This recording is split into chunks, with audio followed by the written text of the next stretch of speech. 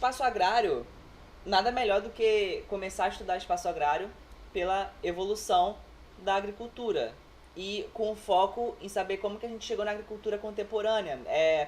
O que eles perguntarem, eles podem perguntar sobre espaço agrário para vocês, da forma que era a forma mais arcaica, antiga, em história. Mas para geografia humana, o que eles mais perguntarão vai ser essa agricultura contemporânea. O que hoje em dia rola, o que hoje em dia acontece no espaço agrário brasileiro, né? Mundial, eles perguntam, não vi perguntar muito de mundial, eles focam muito no espaço agrário brasileiro, principalmente em questão de concentração de terras e tudo mais, né?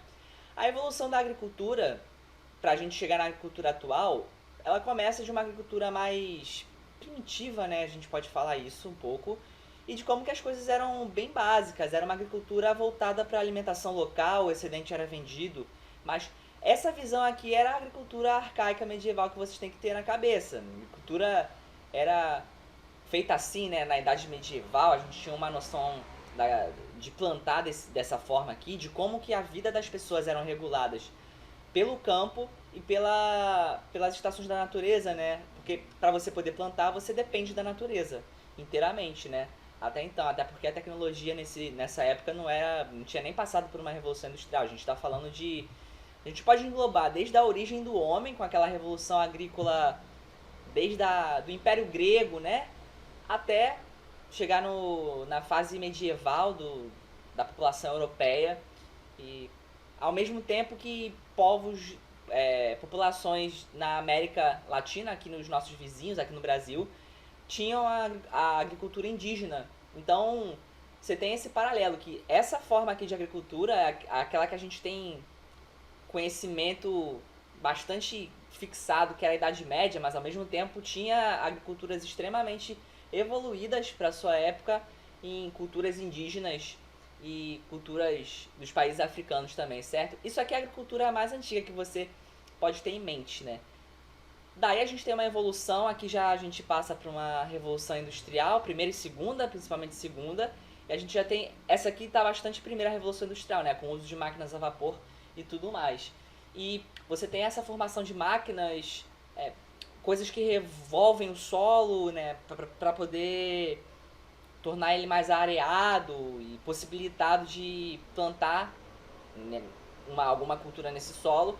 E a gente tem essa visão de como que a tecnologia contribui para a revolução da agricultura também. E hoje em dia o campo já está mais nessa tendência aqui, como sempre, cyberpunk, né?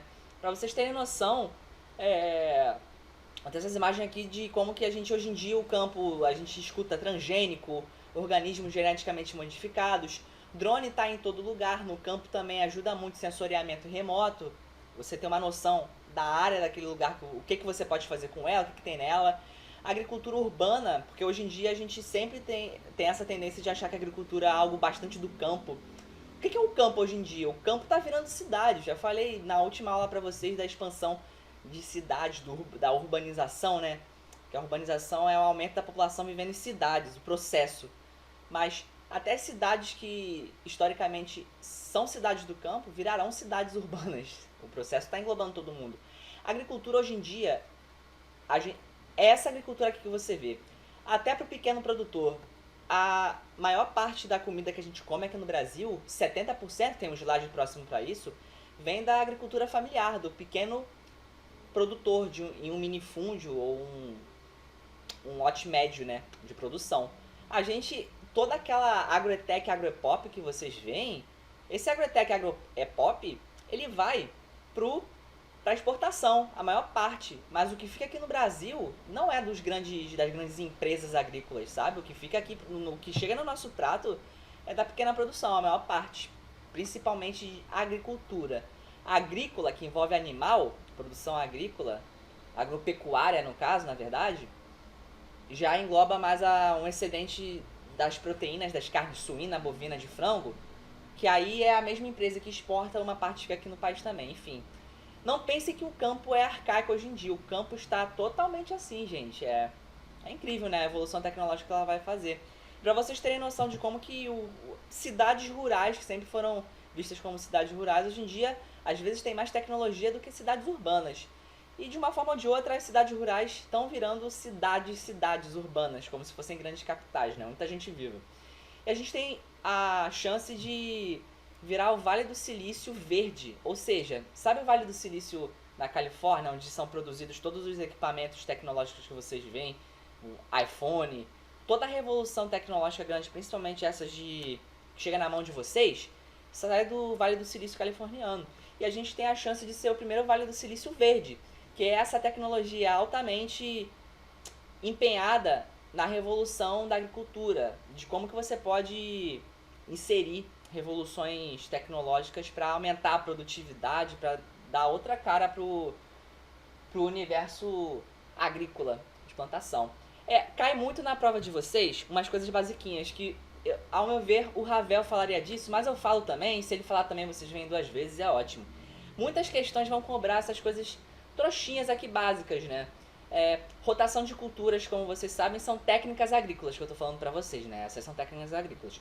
Rotação de cultura é uma técnica muito usada por pessoas que não podem usufruir muito de alta tecnologia. Rotação de cultura basicamente é você usar diferentes culturas vegetais de plantio e cada espécie de vegetal que você usa vai ter uma relação diferente com o solo que ela se enraiza, com o solo que ela ocupa. E cada vegetal tem sua propriedade biológica. Por exemplo, digamos como que a rotação de culturas funciona. Digamos que isso aqui é alguma leguminosa, soja, feijão, milho eu não lembro se acho que milho é leguminosa não. Soja, feijão, por exemplo, né? São culturas que fixam nitrogênio no solo, por associação nas suas raízes com organismos biológicos, bactérias, fixadoras de nitrogênio. Nitrogênio é um elemento químico essencialíssimo no solo para incorporação de proteína nesses vegetais. Importante para todos os organismos vivos, na verdade, mas para vegetal bastante. E essa cultura está nesse retangulinho aqui em uma época. Depois, essa cultura de leguminosa vai vir para cá e a outra que não era leguminosa vai ocupar onde antes era leguminosa e vai ter todo o nitrogênio retido naquele solo. Rotação de culturas, a lógica é, que vão cobrar de vocês, ocupar uma parte da terra com uma planta que tem uma validade biológica muito alta, porque ela vai fazer, sei lá, fixação de nitrogênio, vai arear bem o solo, depois ocupar com outra planta que vai contribuir com outra coisa diferente, e você vai aproveitando todas as coisas diferentes de cada contribuição da planta na tua terra, e você esgota menos a terra, sabe? Você demora a esgotar, é interessante. Curva de nível é a forma onde você quer evitar erosão, onde você quer evitar desbarrancamento, né? Vossoroca, formação de buracos. E a curva de nível reduz o efeito da água. Cara, quando uma chuva cai, ela vai detonar o solo. A curva de nível diminui essa detonada da água no solo porque ela divide pela área. Cada curva aqui é uma área, né? Então você aumentou a área superficial exposta, não de forma única, como se tudo fosse lisinho, mas em camadas. Cada camada sustenta a água e diminui o impacto final que toda chuva que vai cair aí nessa região poderia ter. Curva de nível é muito interessante. Cafezais se usam curva de nível, sabe? Então é uma técnica maravilhosa. O plantio direto também, qualquer vez que vocês olharem plantio direto na prova de vocês, se lembrem.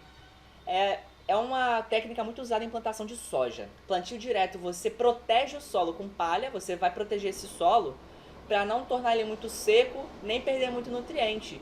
E depois de um tempo que você socou palha nesse solo, essa palha vai proteger a terra e você pode plantar diretamente nessa palha a semente lá da cultura que você quer criar, que você quer cultivar. E daí depois ela vai crescer bastante protegida, bastante eficiente, sabe?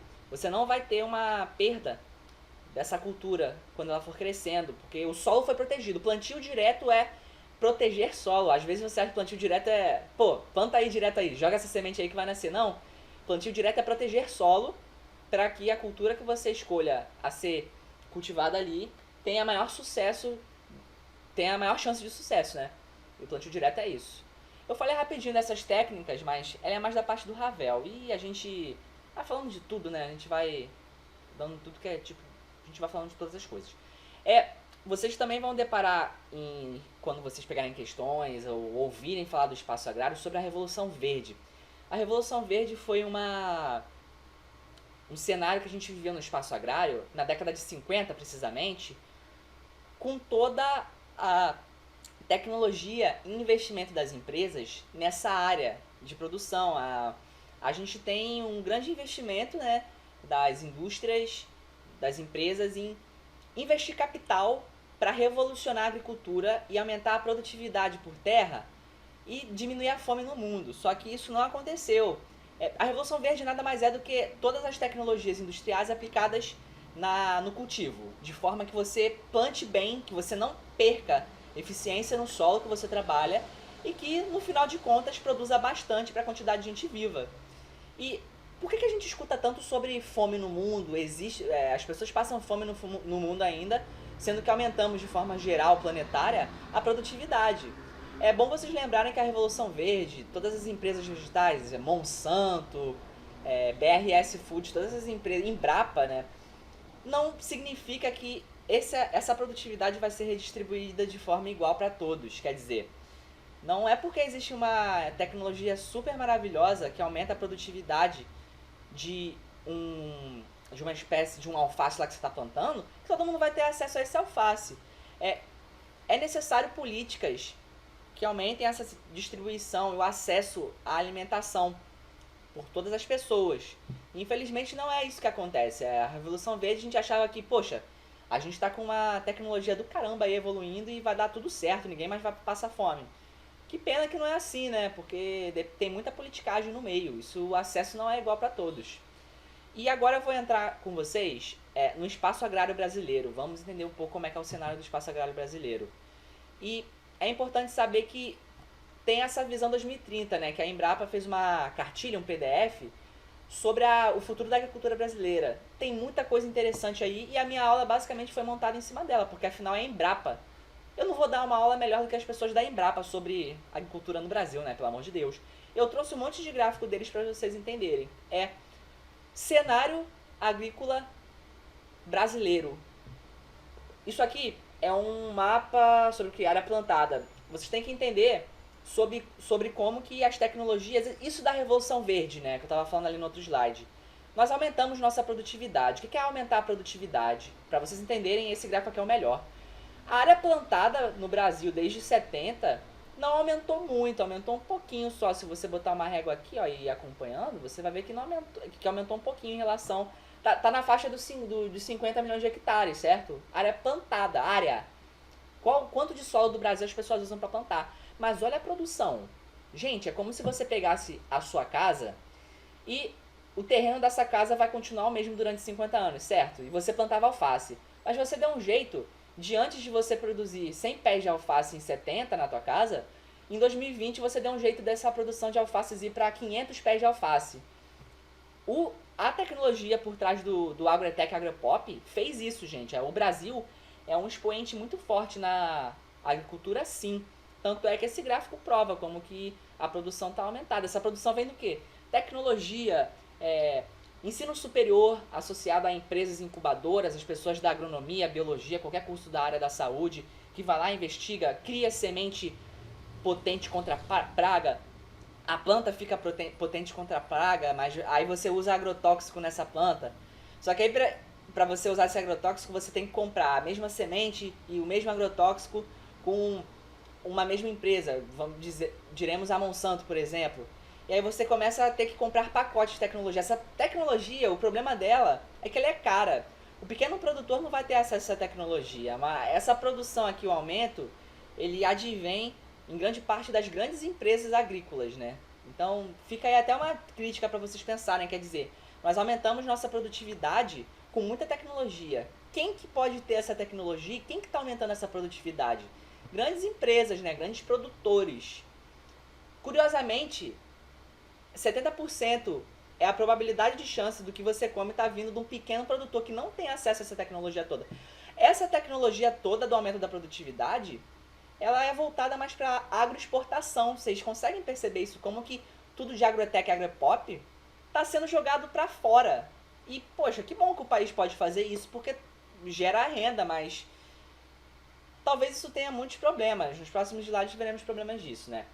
As principais culturas aqui do nosso país, tem um gráfico melhor sobre isso, mas arroz, feijão, milho, soja e trigo, a gente planta bastante. Aqui é um gráfico de como que aumentamos a produtividade em algumas culturas, para vocês verem engraçado como essa cor aqui é o que? Do milho, né? Milho ele precisa de nitrogênio no solo, então a gente tem muita tecnologia boa de incorporar nitrogênio no solo que aumentou a produtividade. Soja tá aqui nesse azul aqui escuro, preto, nem sei se é preto ou azul escuro. Gente, a soja a gente exporta muita soja. Soja é o novo. Se o açúcar já foi o rei branco, o café já foi o rei preto do Brasil. A gente está no rei amarelo atualmente, que é a soja. Soja é ouro. A gente exporta muita soja. E só por curiosidade, para vocês conseguirem ter uma noção de quais culturas a gente exporta e o que a gente aumentou de produtividade, né? E, caramba, quando vocês veem noticiários, vocês acham que o país inteiro é um grande lote de terreno para plantar e para exportar, não é? Não é não. Eu, fazendo essa aula, fiquei surpreso em saber que a maior porcentagem das áreas destinadas à plantação, elas não são maiores do que do que áreas destinadas à reserva de proteção vegetal. Por exemplo, que é área destinada à preservação vegetal, vegetação nativa em unidade de conservação, vegetação nativa em terra indígena e tal, vegetação nativa, e vocês vão inclinando a cabeça aí para poder ler todas essas coisas. Ó, pastagem plantada, pastagem nativa e lavouras florestas plantadas. É o seguinte, cidade, infraestrutura e outros só ocupa 3,5% do terreno brasileiro. Esse gráfico aqui mostra para vocês que a maior parte do território brasileiro está, sim, fora do ramo do agronegócio, das grandes plantações de soja. E é incrível, porque muitas vezes vocês veem noticiários que bombardeiam vocês falando o Brasil é um grande celeiro. É sim, mas vocês viram esse gráfico aqui de como que a gente aumentou a produtividade? A área plantada não aumentou tanto, mas a produção aumentou. E isso explica o porquê da gente... 50% do Brasil não é terreno para plantar. A maior parte do Brasil, tem outro gráfico melhor lá na frente, é para qualquer outra coisa que não seja agricultura agropecuária. E fiquem com isso na cabeça. A gente também não é tão... a gente não é tão agrotec, agropop também, sabe?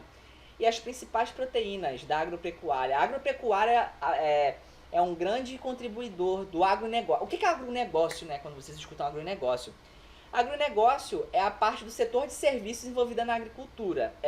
E dentro desse agronegócio envolve gente que não está nem relacionada com o solo. É o cara de uma empresa agrícola que tem um bando de administrador, um economista na área de agricultura.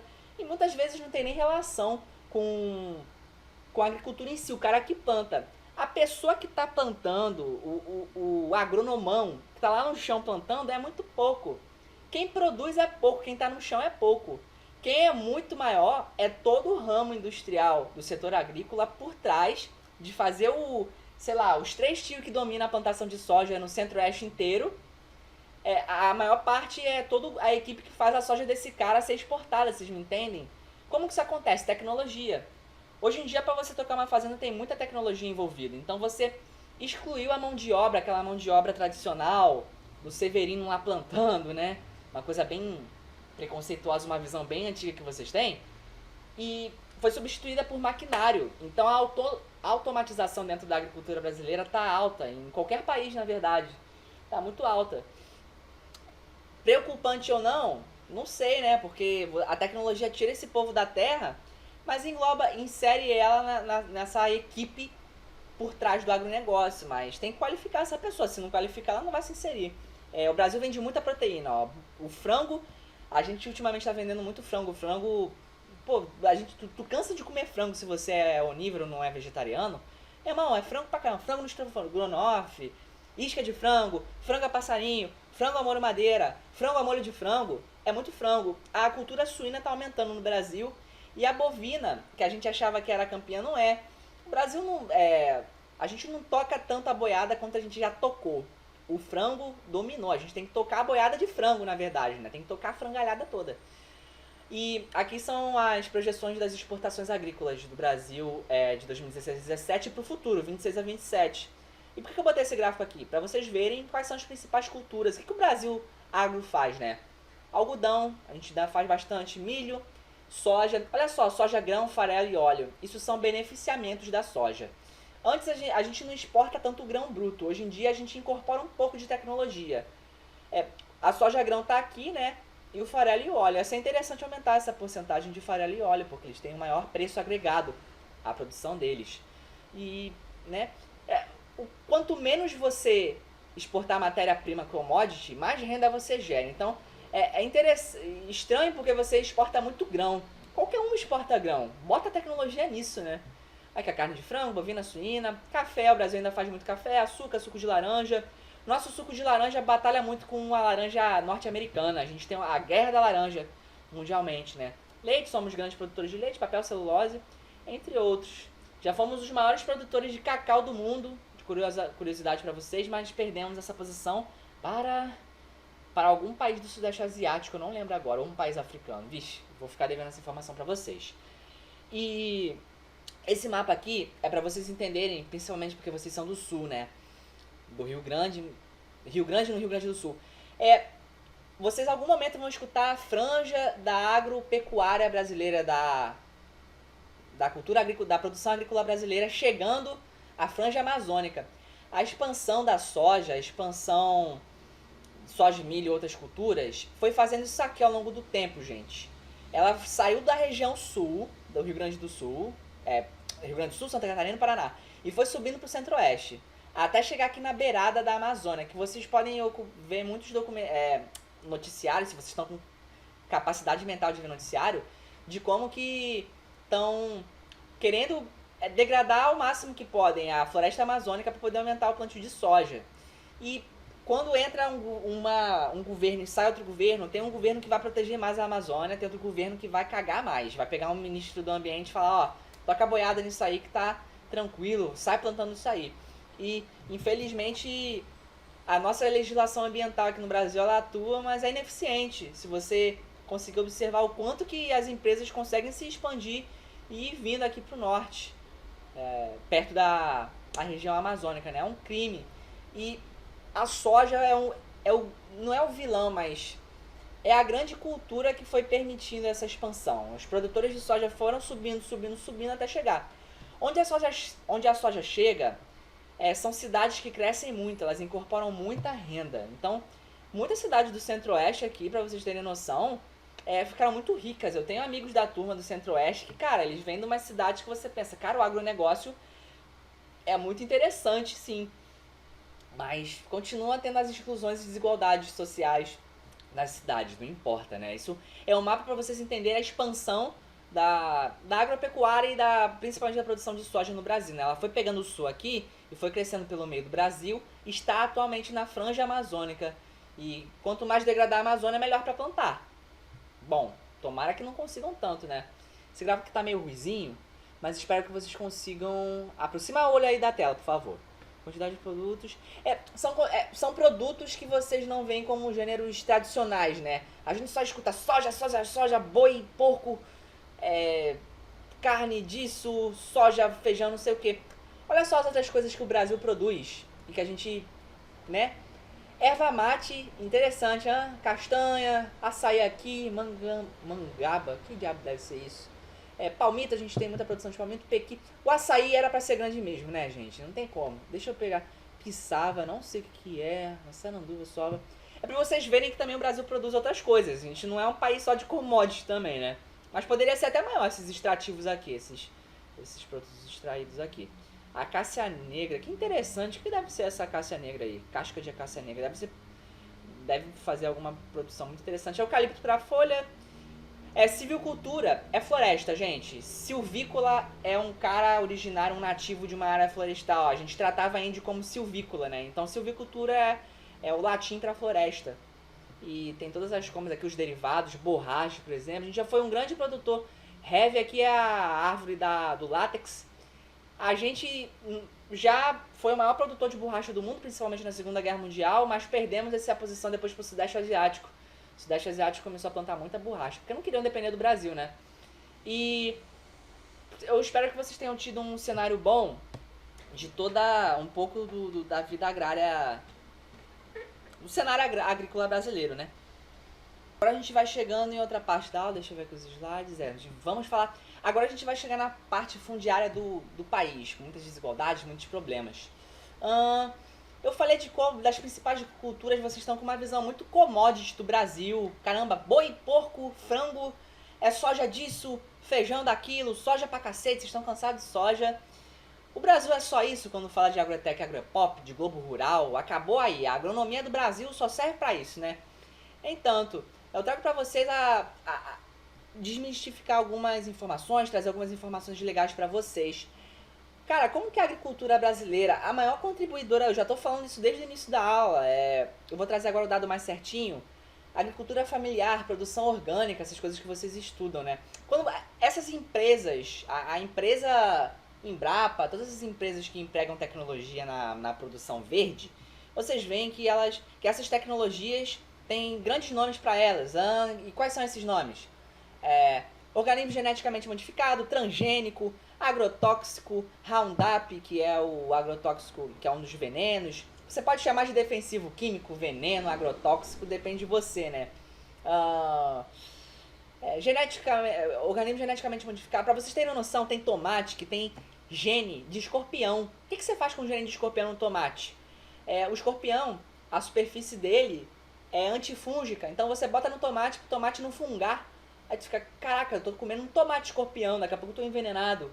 Mas pelo menos tu não pega fungo. Tu se envenena, mas não pega fungo. Então eu acho que é um grande ganho aí pro ser humano. Não vou tomar veneno de escorpião, também não vou tomar veneno de escorpião para não pegar fungo, né? O tomate, gêneros alimentares que tem muito agrotóxico. Eu já fiz agronomia, hein, galera? Morango, tomate.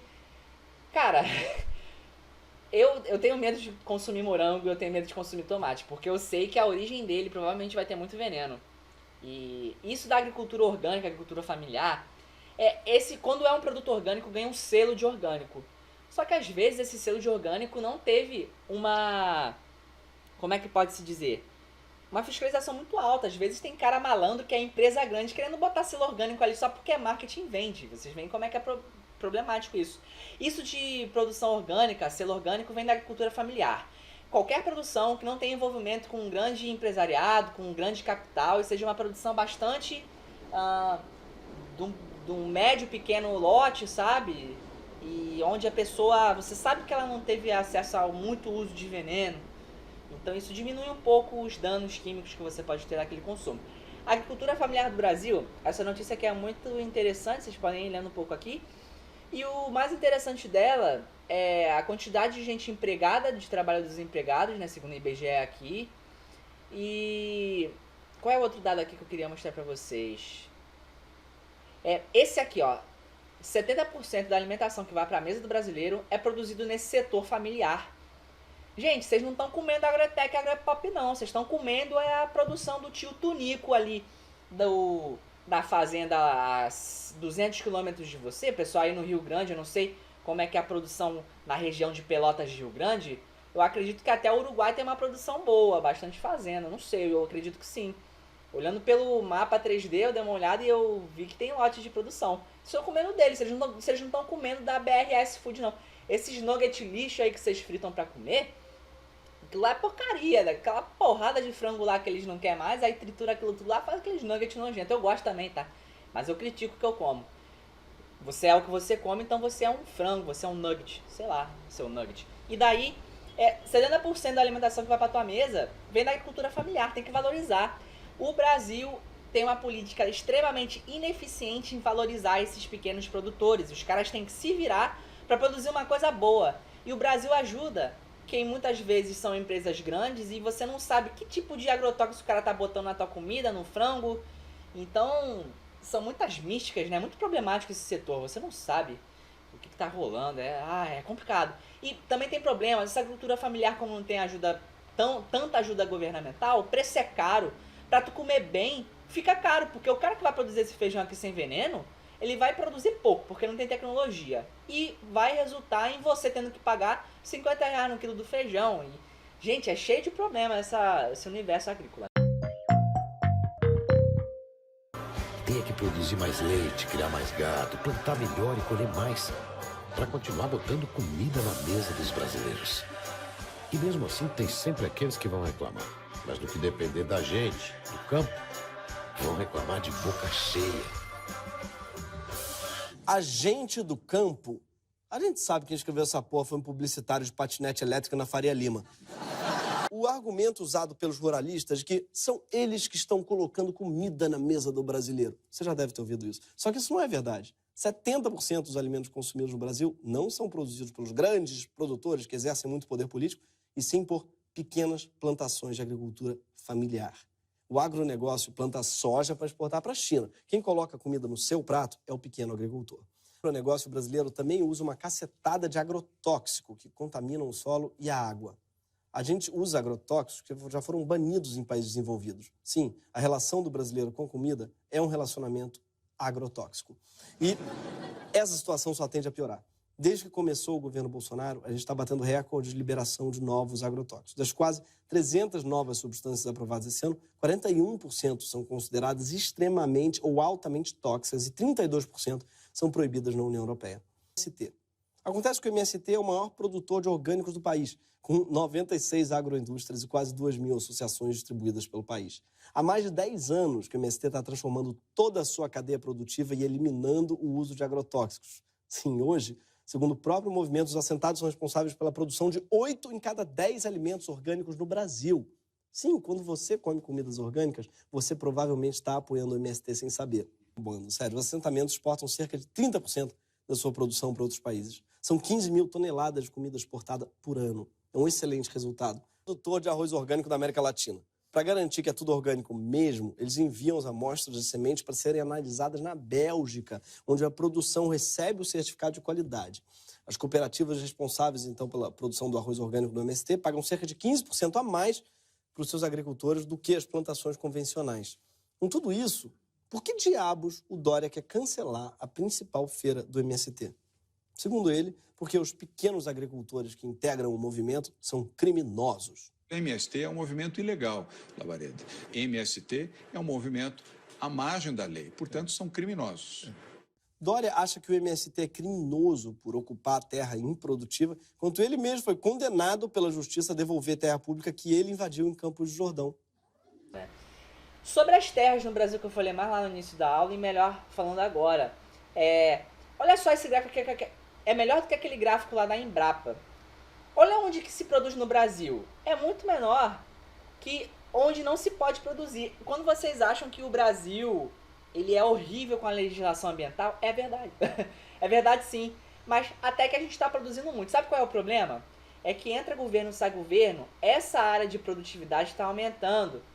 E o medo é chegar aqui e tomar essa fatia inteirinha de 4,63 milhões de hectares, onde, pô, reserva é legal, Amazônia é legal, Rio, área de reflorestamento, e quebrar na porrada essa fatia aqui. Não pode reduzir essa fatia. Essa fatia, na verdade, quanto maior, melhor. Porque tu sabe que tu não tá alterando a natureza tanto quanto você deveria, né? E tem que ter um limite de alteração na natureza. Mas muita gente viva, muita gente pra comer, né? E quem que vai resolver esse equilíbrio aqui? Meu irmão, não faço ideia. Esse problema não é meu, esse problema é dos políticos. E o meu único problema é escolher bem os partidos que entram e as políticas ambientais dele, né? E aqui vocês podem ler, eu não preciso ler isso aqui. Tá tudo escrito aqui, bonito. E a gente chega na parte da aula onde vocês têm que saber. Acho que não falta uma concessão de terra. Vou terminar essa aula cedo. Vamos chegar na concentração de terra. Tudo que é questão que vocês vão pegar de agricultura vai passar por concentração de terra. O grande problema brasileiro, que até hoje não foi resolvido, foi reforma agrária. Vocês escutam MST é isso, MST é bandido, Liga Camponesa é bandida, tudo, quem não tem terra é bandido e faz merda, traficante, o cara é o maior criminoso, periculosidade, terrorista. Vamos entender o que é concentração de renda, de terra. E no final de renda também, né? Concentração de terra é quando você tem propriedades rurais, propriedades agropecuárias, propriedades que produzem, grandes propriedades, por exemplo, com mais de 1.000 hectares, correspondendo à maior área ocupada do Brasil, dessa área produtiva aqui, ó, área do Brasil onde se produz. A maior parte dessa área aqui corresponde a esses 1.000 hectares. Na porcentagem de um número ínfimo de o quê? Próximo de 1% das propriedades. O que eu estou falando?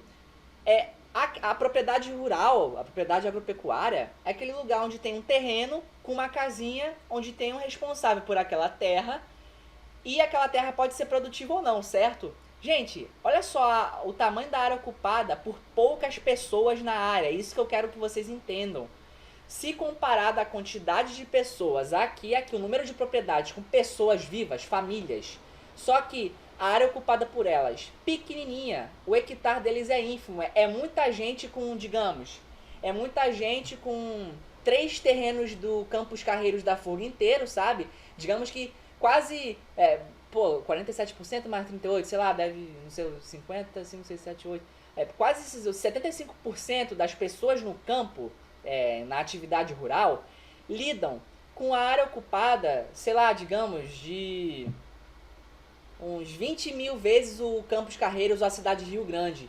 Enquanto tem 1% de pessoas, 9% aqui somando esses dois, lidando com 10 mil vezes o terreno do bairro do centro do Rio Grande, vocês entenderam? É muita gente para pouco terreno e é pouca gente com muito terreno. Quem é essa pouca gente aqui? A maioria empresários, grandes donos de terra, pessoas tradicionais, grandes coronéis do interior.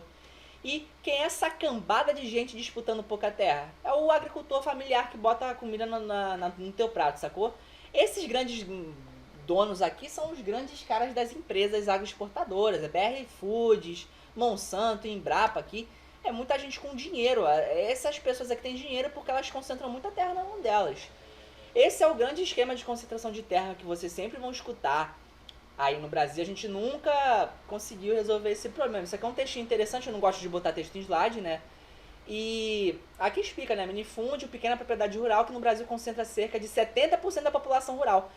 70% de pessoa viva andando, cara. Uma pessoa que respira, uma pessoa que planta, mas está em minifúndio. Ele podia produzir muito mais, com menos veneno, menos tecnologia, mas não pode, porque proporcionalmente eles não têm esse acesso à tecnologia, né?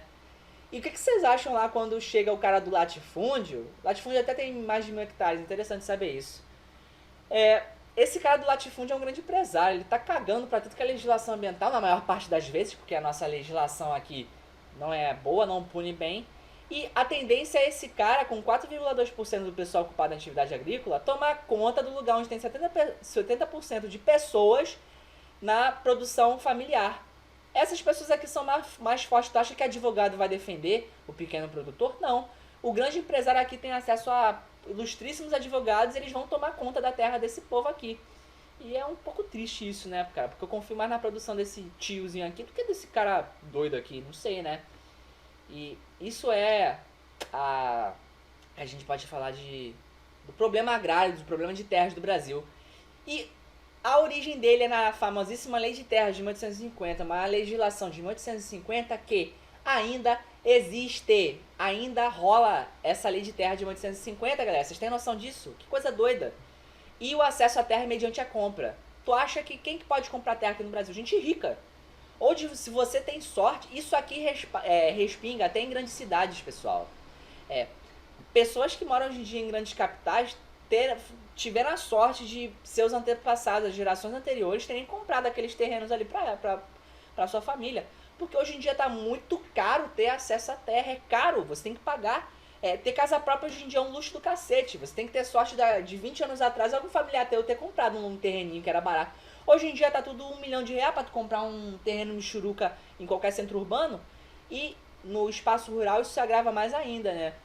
É interessante comparar com os Estados Unidos. Aqui em Estados Unidos, 16 anos depois aqui da Lei de Terras do Brasil, sabe como é que funciona nos Estados Unidos? Aquela questão que se você ocupa por 5 anos e produz naquela terra, você é dono daquela terra, coisa que no Brasil não. No Brasil você tem que pagar, seu trouxa, até hoje.